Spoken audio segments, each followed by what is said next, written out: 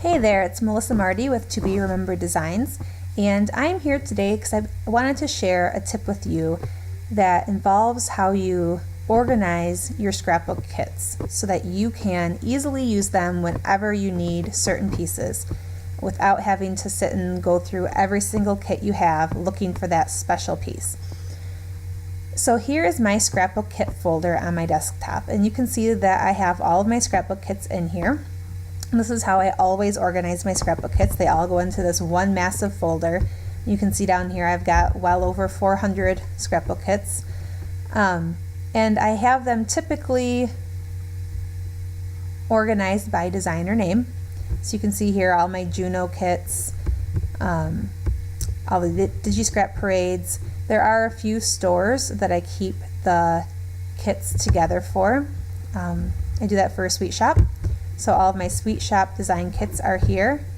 And that's just because, sometimes I want to do challenges at their store and I have to be able to easily pick out kits from their store to do those challenges with. And then the lily pad also. So I have those down here. All of the designers that I have kits for from the lily pad. Other than that, they are all organized by designer name.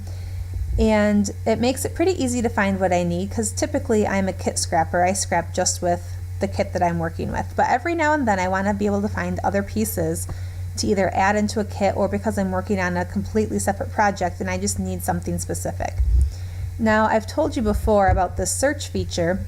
If you have all of your scrapbook kits saved in one folder together like this, you can come up here when you're looking for something like a button or a staple or paint. So I can come up here and type in staple.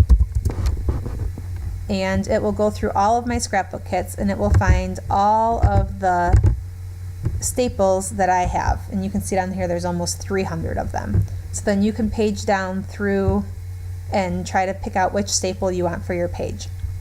That's very easy, and it works because the designers are really good typically about including those keywords in their file names. So the search feature goes through your kits and looks for that keyword. So staples, buttons, flowers, leaves, ribbon, string, paint, those are all very easy things to search for. Something that's not easy to search for using that feature are certain colors of paper or certain patterns of paper, certain word arts, different colors, alpha, things like that that you might want to use for your layouts. So for those things, I use my kit preview folder. So for those of you who took my class at Scrapineers, I explained in depth there about my base kit. But for those of you who didn't, or just want a refresher, I have this base kit where I have folders for main items that I can use over and over and over again. So in the fasteners are my buttons and my staples. And the buttons are not anything crazy, they are just normal everyday buttons that I can use on multiple layouts. No crazy colors or anything like that. Again, the flowers are not super crazy flowers, they're the more normal everyday flowers that I could use. They're more versatile. But I have a kit preview folder.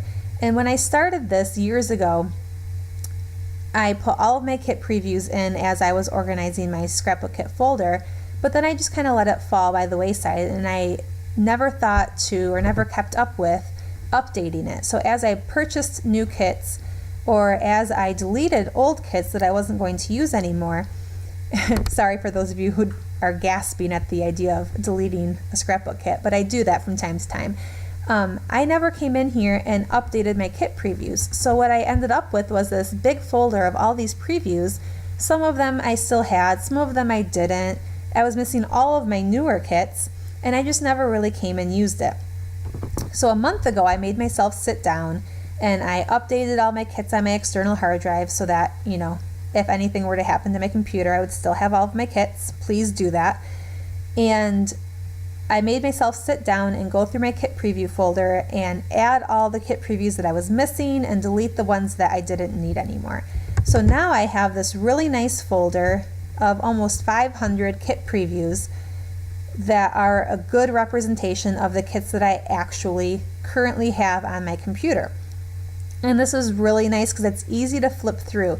if you're looking for a certain color scheme and you're not sure which kit you want to use, if you're looking for a theme and you don't know which kit you want to use, or even if you just need a certain kind of paper or a certain kind of alpha, this is a really quick way of finding what you need without having to click open every single kit folder you have on your computer.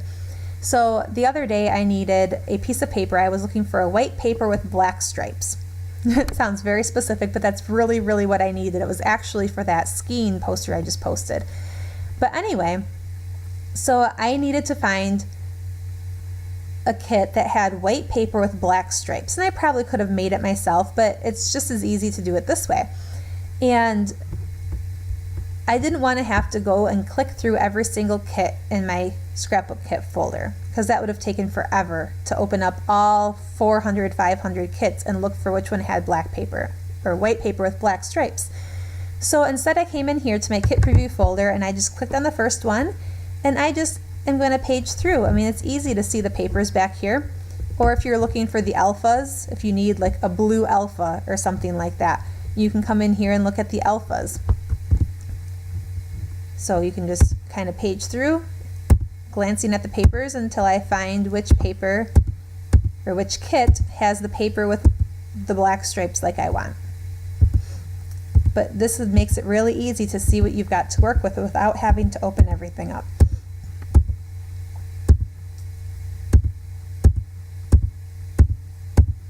So I'm still looking. Oh, there's white paper with black checks. That's not quite what I need. There's some black stripes, but it looks like it's on a candle.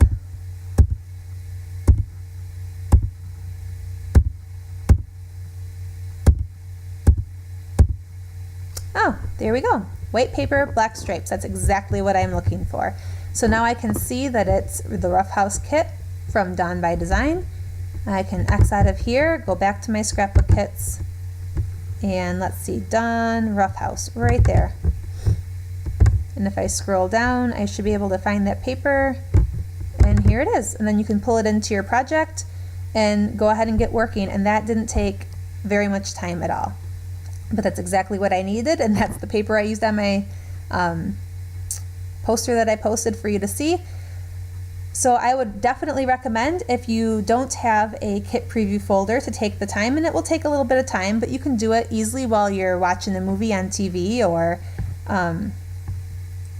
you know, letting your kids play outside. Take your computer outside and sit on the deck and go ahead and get your kit preview folder organized, and let me know how it works out for you. Thanks so much. And you know, it's been a long time since I've done a tutorial, but if there are other topics you'd like to hear about, learn more about, just hit me up, let me know, and I will get working on it. Thanks so much. Have a good one.